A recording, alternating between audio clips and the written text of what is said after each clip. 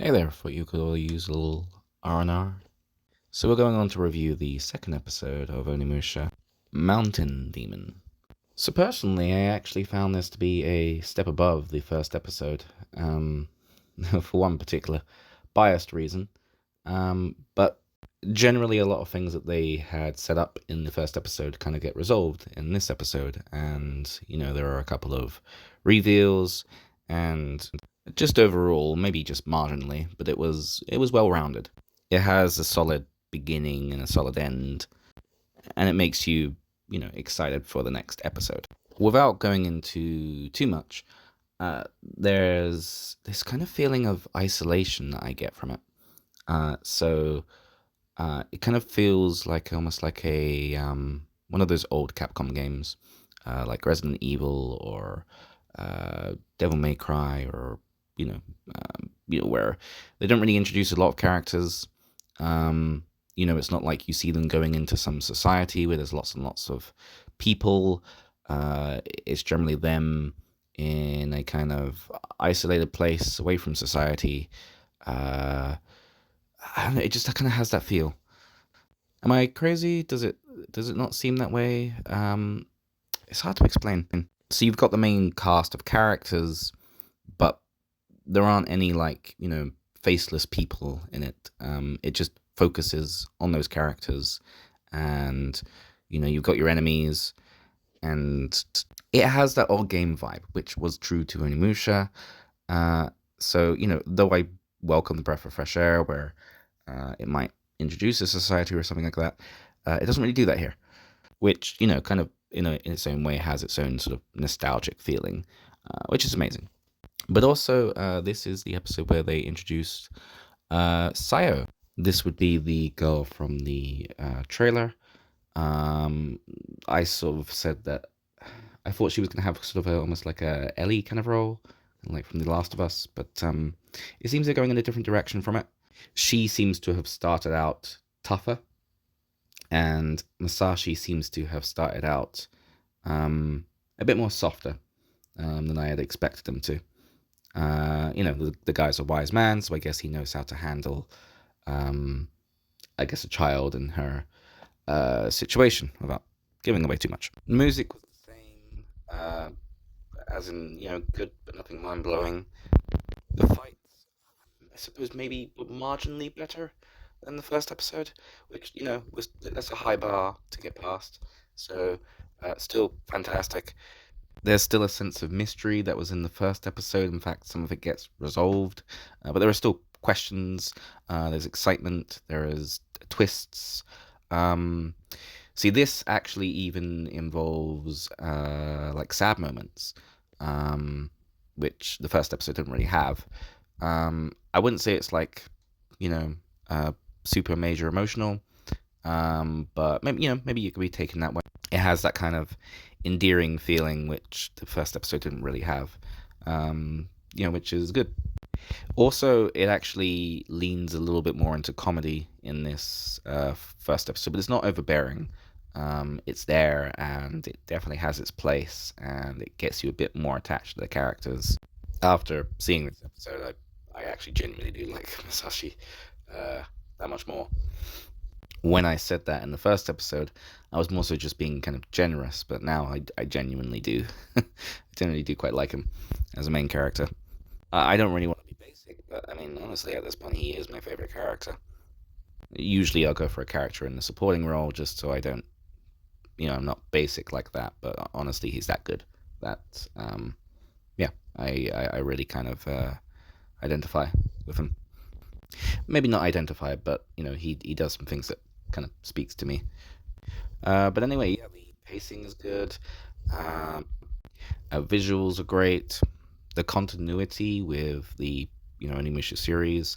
There's still problems, but it improves. So overall, before I get into spoilers, I'm going to put a point 0.5 on top of what I did before. So in terms of just general quality, as an unbiased viewer, I would say 7.5 out of 10. As a biased viewer, which you know loves onimusha, I would say 8.5 out of 10. So that's the lowdown, that's the footnotes. But now I'm going to get into spoilers. So spoilers ahead. So we start off with the elephant in the room.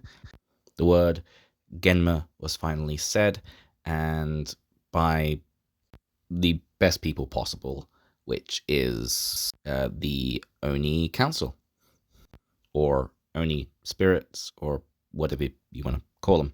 You know, looking at the contrast between this and Onimusha Warlords, when Summonesque first gets his gauntlet, there's a big correlation. It's pretty much blow for blow, the same sequence, with maybe some like obligatory changes, which I think genuinely did work.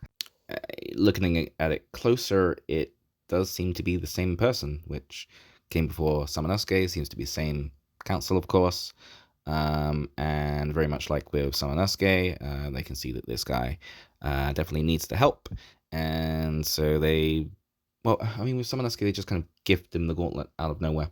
But with Masashi, he has it.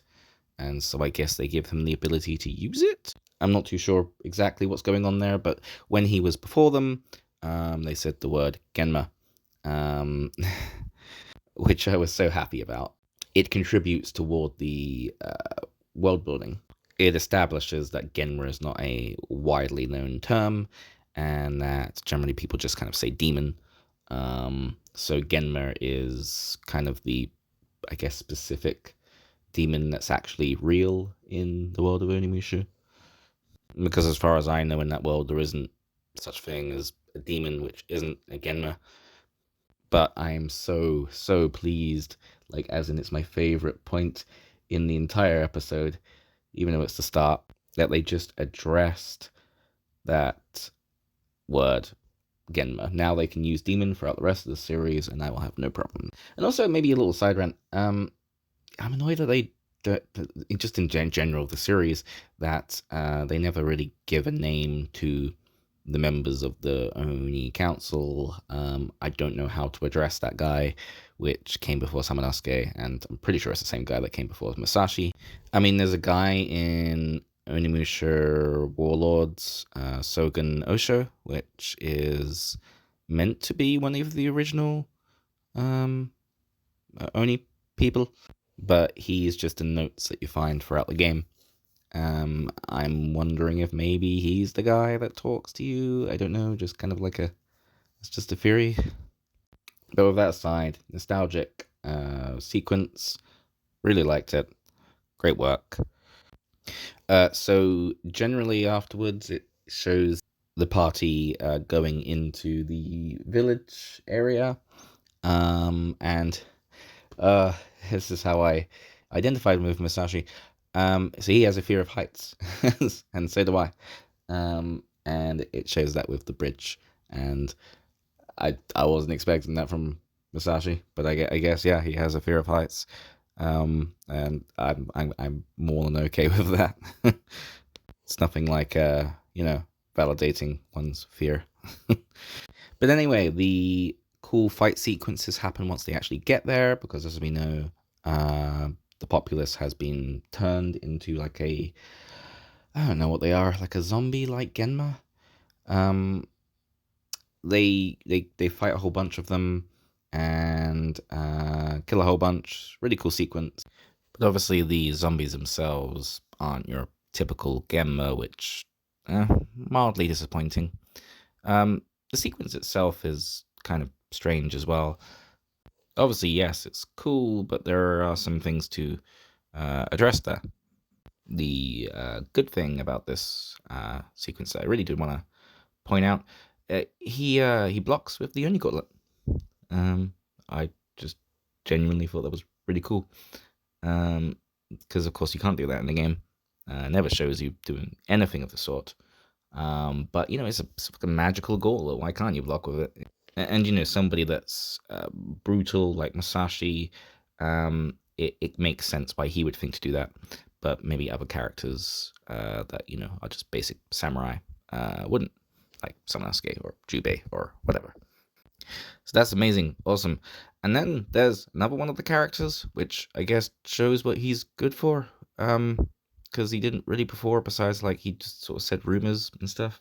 But he has two pet falcons, and they can tear off limbs. Ugh. Like literally tearing off the limbs of these zombies. Um, I I'm confused. Like, yeah, of course, there's not meant to be realism here, but uh, internal consistency maybe. Are the zombies just really like weak in terms of their physique, or maybe the falcons are magical somehow? Which that kind of thing has never been pre-established in onimusha. I mean, if that's the case, then that's one hell of a way to introduce it without addressing it or talking about it in any way. I mean, it's cool and everything, but it just seems, out there. But other than that, we see some more gauntlet action, and there's still no soul absorption. I don't know if we're really going to see that in the way we want to, or at least in the way I want to. It just seems as though as he kills the zombies, he gets stronger, and therefore he kills them faster, which is cool to see, but it's just not what I expect from the only gauntlet. Regardless, it looks amazing. Masashi with this gauntlet, I love the vibrant colors that are on it because you always had those elemental gems that you would socket on it in the games. I mean, so love that. There was some really good, visuals in this sequence. But overall, despite the strangeness about it with Falcons, good overall. Then you get to the ending where I was talking about the feeling of isolation, and that's when obviously the bridge had collapsed when they tried to leave, so it's showing that they can't leave, and that's usually the premise for things like Resident Evil or a particular onimusha game or Devil May Cry or whatever the Capcom game may be. Genuinely excited for this next episode. My ratings, of course, with the spoiler stuff remains the same, and I can't wait for episode 3. I'll do a review on that on a couple of days, week at most. But until then, hope you've enjoyed some R&R, and I'll see you in the next one. Matane.